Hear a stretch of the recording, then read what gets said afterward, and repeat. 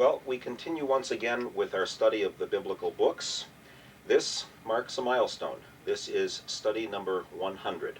We have gone through 11 sections of this study, and as we begin the book of Exodus today with chapter 1:1 verses 225, we come to the 100th time that we as a group have been able to gather together. We can be very thankful to the Lord for the blessings that He has given us for that. The book of Exodus is actually one that follows the study that we as a group have previously done in Genesis. We have looked at the creation and flood. We've looked particularly at the story of Abraham and his descendants, and as we left them, they were in Egypt. Now, we might think when we look at the Bible that it's kind of got about the same amount of material for all the different parts of it, but that's very much not the case. Between Genesis 50 and Exodus chapter 1, we have a gap of about 4 centuries, about 400 years, which is really longer than Europeans have actually had permanent dwellings in the region that we now call the United States. So that's a long, long period of time. We might remember that Joseph and his family lived up in the Nile Delta, and they were shepherds. The time period when Joseph went down into Egypt is a time period that's called in Egyptian history the Second Intermediate Period. There are 3 main phases: Old Kingdom, Middle Kingdom, and New Kingdom for the Egyptian history, and then there's a first intermediate phase and second intermediate phase. And this second one is the time period when people known as the Hyksos were controlling the land of Egypt. What had happened was that the Hyksos came from up in northern Syria, the southern part of what is now Russia, or the USSR territories, and they had learned how to develop a chariot. That means a horse with a cart with 2 wheels that could be used not just to haul food and weapons to battle, but that had been used to actually enter into battle, and that superior weapon resulted in people coming into control over Egypt at the time when Joseph was there, and so it's very likely that the reason why Joseph is able to rise in power as a foreigner is that everybody was. Well, now the text in Exodus tells us a new Pharaoh arose who did not know Joseph and his family. Well, that's the beginning of the New Kingdom period. There are important names, many of them with the same letters as Moses' name in them. We have a man named Thutmose III that is often identified as the Pharaoh of this time. Ramses, who is named as, or the name of one of the storage cities is named Ramses, who lives some centuries later, is also identified by some with this time period. But we get to know for sure that Moses' name, at least, is a name that's connected with the Egyptians, and the region in which they are living now in the Nile Delta had been retaken by these native Egyptians. What apparently happened is when the Hyksos came, the native Egyptians went into upper or southern Egypt and were able to finally learn how to control the horses in the same way and get chariots going, and so now they come north. That means that everybody who is now under their control, who had moved in during the time when the Hyksos had been in control, is now seen as an enemy. And particularly the Israelites have many, many descendants. Now, that's part of the blessing. That's part of the promise that God had given. I will give you descendants so numerous you won't even be able to count them. Well, during this time period then, as the native Egyptians want the workers, but don't want so many that in an uprising they would be able to fight against the native Egyptians and turn sides and turn traitor on them, there is a decision made that maybe they can kill off the males by having them strangled, probably with the birth cord, as they are being born. So these women who are in charge of the midwives are told to kill the male babies, and probably what was going on was they were told secretively to do that, and that if they were able simply to wrap the cord, the umbilical cord, around the neck of the male as it's being born, it would die at birth, and the women would be none the wiser who were giving birth. Well, these women, and we cannot be sure whether they were Egyptian women who were helping the Hebrew women or whether they were actually Hebrew women. The text does not, the Hebrew text doesn't allow us to know for sure. One would assume that they are probably Hebrew women who are involved, but that's not completely sure from the text. They say, well, when we get called to come and give assistance in these women giving birth, the Hebrew women give birth so fast that by the time we get there, the baby's born, and then it would be too difficult for us to kill the baby without somebody knowing something was going on. And thus, they try through that ruse to say we'll be faithful to God. Already here, we note something very, very interesting. We don't know much about the faith of the people in these last 400 years. We don't know who's being faithful, how they're passing on the traditions. Moses will ask in the unit that we'll study next, what am I to say when they say, who is sending you to deliver us? And then the name Yahweh, I am, is revealed. So we don't know if the faith has been corrupted by this point. It's very important to note that there are some faithful people, like these two women who are involved, but that there are also those who may have pretty much given up on God. And all we know is that they cry out in their bondage. They cry out because they are oppressed.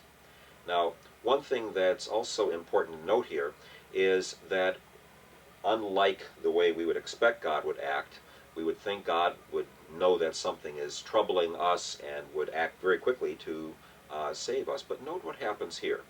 The babies are being killed, and then Moses is born, and his mother comes up with the ruse to put him in a little basket.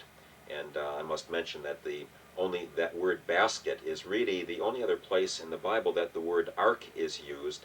That's the same Hebrew word as the word used for Noah's ark. There are two different Hebrew words for what we in English call an ark. One of them, the Ark of Noah, and this little boat that Moses is put in, and the other one, the Ark of the Covenant, which in Hebrew is actually a very different word.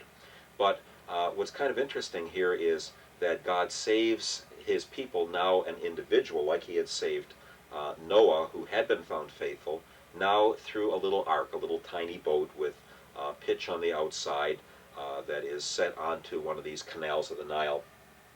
Now the people again are saved without a flood having to come to destroy everything. So there's kind of little hints that would probably bring a smile to those who knew how the story was being told.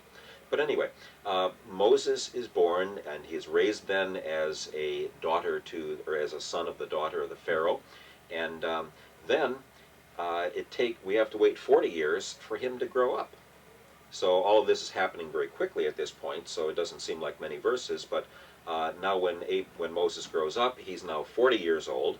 So 40 years have already passed, during which time the people are crying out because of all the oppression that they have. And then Moses, now knowing that he is a Hebrew, when he sees an Egyptian taskmaster hurting one of his fellow Hebrews, then he kills the man. So here we have this great lawgiver, Moses, who is going to later be sent forth from Mount Sinai with the 10 words, the 10 summary statements, the Decalogue that we often call the 10 Commandments, along with a commandment that says you shall not murder, and that's exactly what he had done. So when that's found out, then he has to flee, and he does so by the next day. He sees two of his fellow Hebrews fighting with each other, and of course one of them says, what are you going to do, kill one of us and be in power over us as well? So then he flees. And it's another 40 years before he sees this burning bush where God sends him to go to deliver the people. So there's a rather long time period of 80 years covered by these two chapters. Just by way of quick remark, from Exodus 3 then, all the way through the rest of Exodus and through the entire book of Leviticus, which is all described as being given on Mount Sinai, all the way to Numbers chapter 10, that covers a period of maybe no more than maybe 3 years. So there's a very short time period for a huge part of the Old Testament Torah, which will all be instruction. Now, what takes place then is the reason for the people being delivered is God's faithfulness. God has said to Abraham these hundreds of years before that he was going to deliver the people after they would be taken away, and he would bring them back to the land after Israel, or the sins of the Canaanites would have been fulfilled, and then he would have kept the promise to Abraham. So during this time period, God's remembering the people, watching out for them, and when they begin to get oppressed and their existence is threatened, well, then he says, okay, I'll bring them back to Canaan. When their existence was threatened in the land of Canaan because of a famine, God made it possible through Joseph to bring the people to a land that really was a very rich land. Now, when the people of that land want to kill them, God says, I will be faithful once again. And so thus the whole event that takes place as God's delivering these people is one that is part of his own plan, and it's God's faithfulness which is involved here, not the faithfulness or the faith of the people. What they are doing really doesn't matter a whole lot, as we're going to see. God will do the delivering, and part of the whole story is that he does the delivering through someone who cannot be a leader in battle. At age 40, maybe Moses could have gone forth. Maybe he had enough training that he could go forth and try and lead the people in an insurrection. But at age 80, even if he is strong as he's described be, he certainly is not going to lead the people to victory. And the whole point of Exodus is God is the one who is going to get them out of that land, who is going to deliver them from the bondage and the oppression of the Egyptians. So the Israelites are building store cities. When the problems come along, then it's going to make matters worse for them. They are, of course, not building the pyramids. That's probably one of the worst Sunday school leaflets I ever saw, when they showed the Israelites with half-completed pyramids behind them. The pyramids were built about 2,500 years before Christ, which is 500 or 600 years before Abraham even went down to Egypt, and 12 or 1,300 years possibly before the Israelites are finally back in the land of Canaan. So they have nothing to do with the pyramids, whatever that comes at actually during the early, the Old Kingdom era. But as the story begins now, after this long gap, we see that God has kept the promise that they would become many, and so this one descendant, Isaac, now has resulted in many, many people. And from the 70 that went down into Egypt, we'll find out that there are many hundreds of thousands, over 600,000 males, plus the women and children. And in spite of the fact that it doesn't happen right away, God's watching out for them, he protects them, he cares for them, and even though it's going to take this maybe 2 or 3 generations, he is going to deliver them and bring them out with his strong hand and his outstretched arm. Notice that we will not have the instructions. The law doesn't come. The 10 Commandments don't come to Moses early on, where he says to the people, if we obey God, then he'll get us out of here. But first of all, God will act, and then he will bring the people. That's really the difference between a faith and a religion. A faith says that God does the primary acting and people respond. A religion is much more, what are the rules and things that you do so that you can get God to respond. So even the way that Genesis and Exodus have been put together, we're going to see the narrative story of what God has done first, and then the instruction is not going to be so that God will act, but it will be instruction to people who are now restored into a relationship.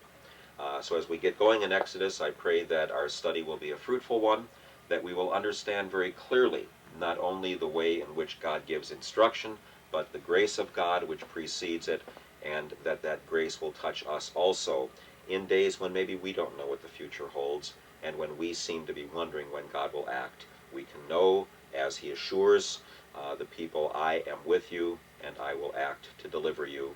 And he even watches over those, such as these midwives, who act in faithfulness and are thus blessed for what they have done as a result of staying faithful to God and not trying to come up with another solution to the problems of their life. God's blessings to all of us.